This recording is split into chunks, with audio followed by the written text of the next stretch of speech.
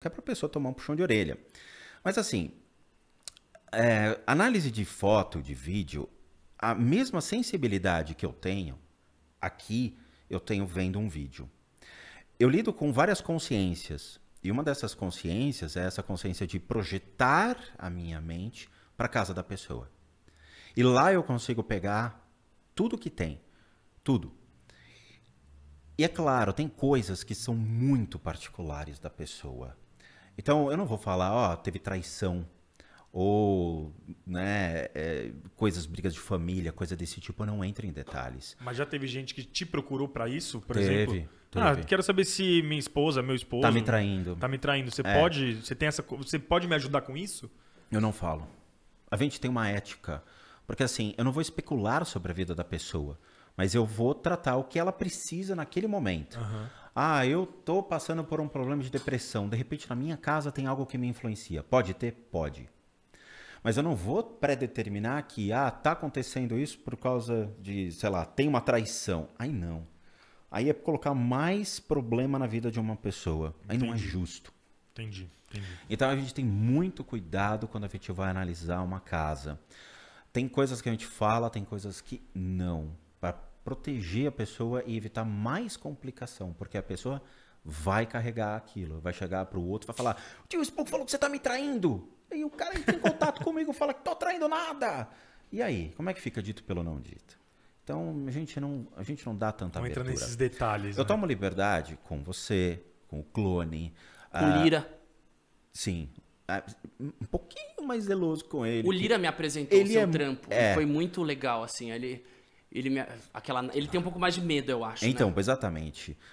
Tem situações que são muito complicadas, cara. Assim, quando eu olhei, eu fui na casa do Lira, a gente foi com o intuito de gravar. Aí ele viu o equipamento, olhou pra minha cara e falou: meu, não vai rolar, porque talvez a gente abra muito a vida pra você e é melhor a gente não entrar em detalhes. Falei, sem problema nenhum. A casa é tua, não precisa gravar. E aí houve uma abertura, uma exposição do Lira maior, assim, de entendimento. Quem ele é, não conhecia a Bruna e tal. E algumas energias eu peguei na casa. Eu falei, você vai ter um problema aqui, assim, assim, assim. Passou uma semana, ele teve. Problema pessoal. E aí ficou uma questão, tipo, putz, não devia ter falado. Eu dei uma abertura muito grande ou não. Porque é um efeito bumerangue. Se eu te falo que alguém entrou na sua casa com uma energia assim, assim, o seu intuito é virar para a pessoa e falar: você sujou a minha casa, cara. Total. Entende? Então a gente preserva muito isso, tomamos muito cuidado. A gente não faz análise de inscritos, não faz. Isso a gente só faz de casas e os tratamentos. Por quê? Por causa do ego do indivíduo. A gente tomou muito na cabeça por causa de análise de pessoas. O que acontece? Vem um cara que trabalha em centro espírita. Porque eu sou médium, sou large, sou não sei o quê, né? Quero que você diga quem eu sou no mundo espiritual. Não tenho que fazer isso. Eu não tenho por que predeterminar uma condição. Quem vai achar a estrada de tijolinho é você. Não sou eu que vou desenhá-la. E aí você fala para a pessoa que ele não é, que ele não tem essas habilidades, o cara ficou uma onça comigo, cara. Porque ele quer aquilo. Ele acredita naquilo. Mas, de novo, ele botou as esperanças numa coisa que não é real. Às vezes é querer aquilo que o outro não tem, né? Eu não tenho um carro, eu tenho essa habilidade, eu tenho, né? E aí entra com ego e você se desconecta de novo do espiritual, né? Eu vi gente sendo expulsa de centro espírita porque o cara fingia incorporação.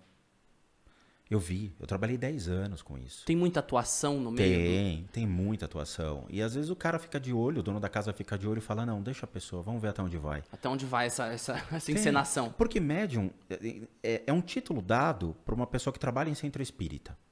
Tá? Não se nasce médium. Médium é um processo de escolaridade. Você faz dentro de uma doutrina de Allan Kardec, dentro de um centro espírita. Você vai aprender. Tá?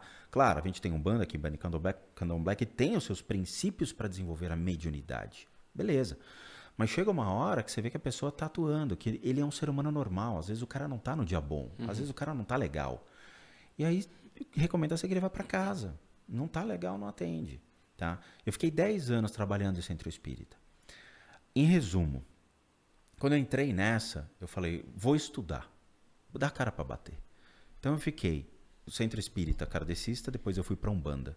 Fiquei 10 anos nesse tempo. Depois disso, eu comecei a buscar respostas em ordens esotéricas.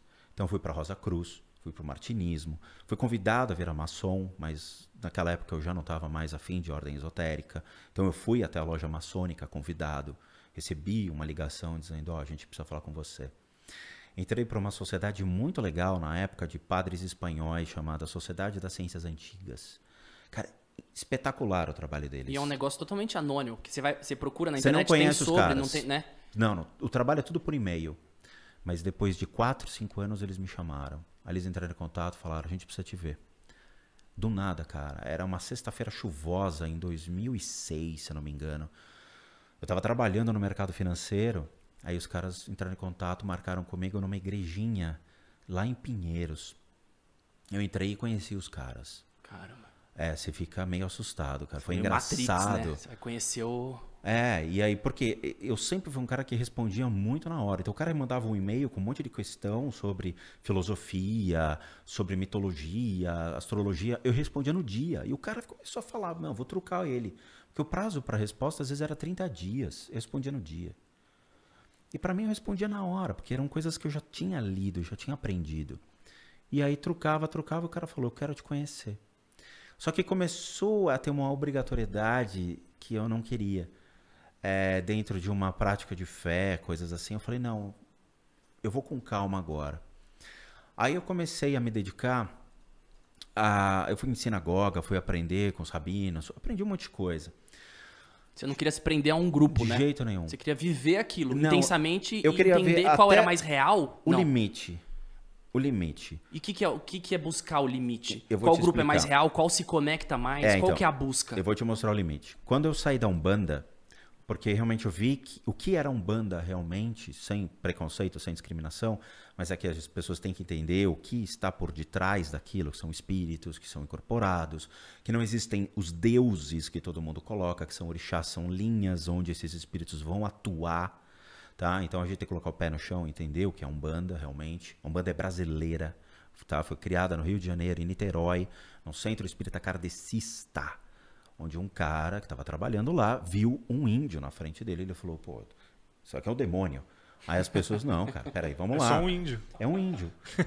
Tá? E aí surge a linha de Oxóssi aqui no Brasil. Na verdade, eles eram os ancestrais, que eram como eles plasmavam.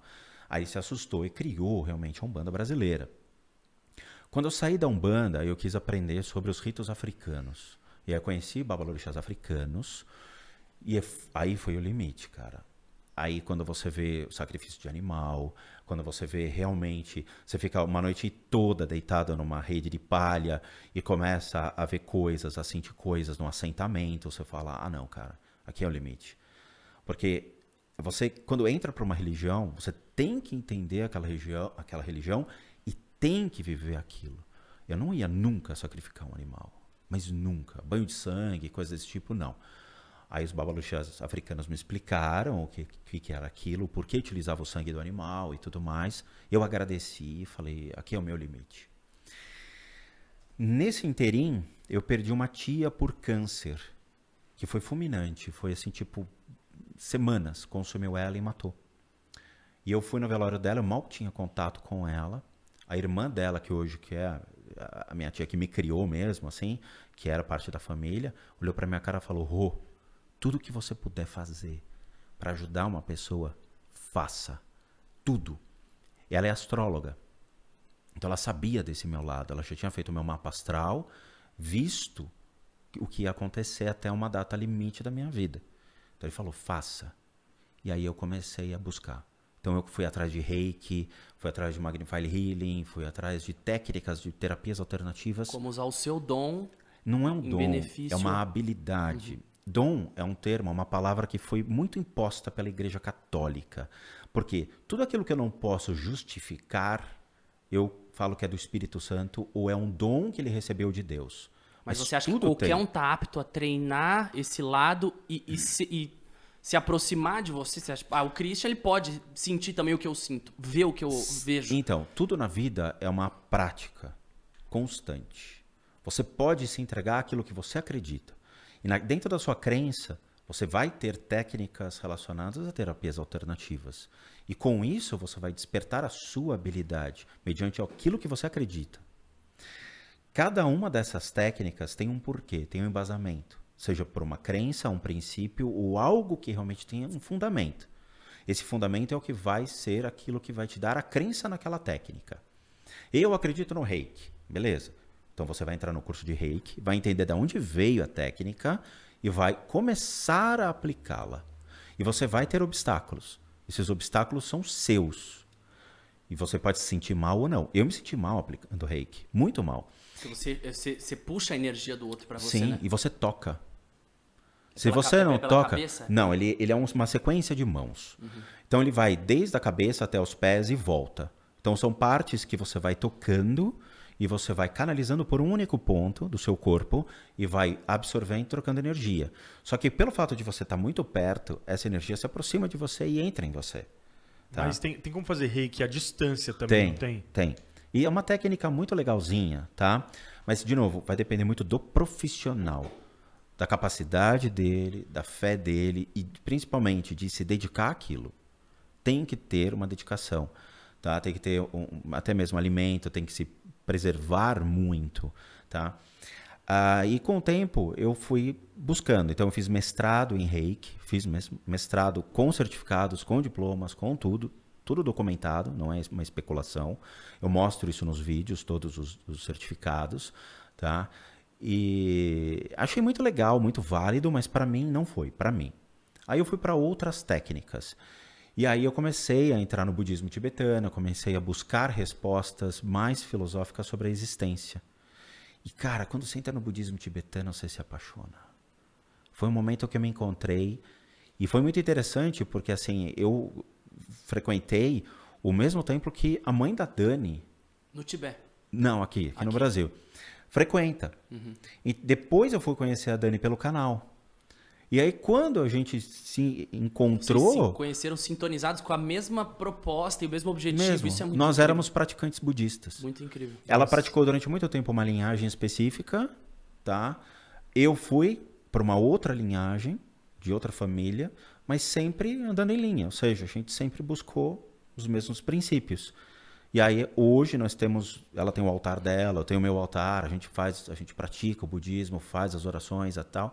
E eu me sinto extremamente seguro, cara. Você pega os livros de budismo, você se impressiona. Eu acho muito legal. Mas, de novo, é minha. É para mim. Tanto o resgate que eu tive daquela imagem da cabeça de Sakyamuni Buda, que foi o primeiro Buda que se iluminou, foi o que falava para mim.